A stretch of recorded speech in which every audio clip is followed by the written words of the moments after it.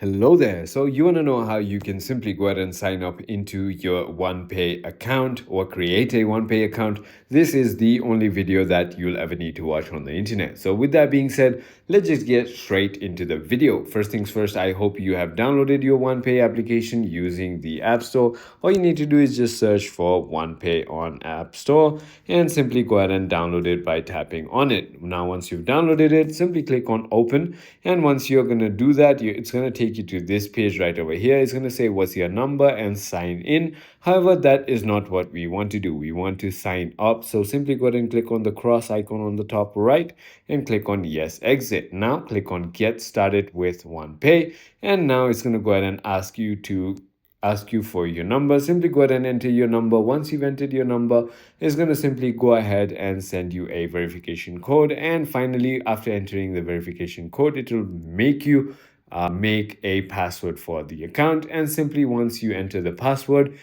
that is going to be it. I hope this video was helpful to you. If it was, hit that like button and I'll see you on the next one.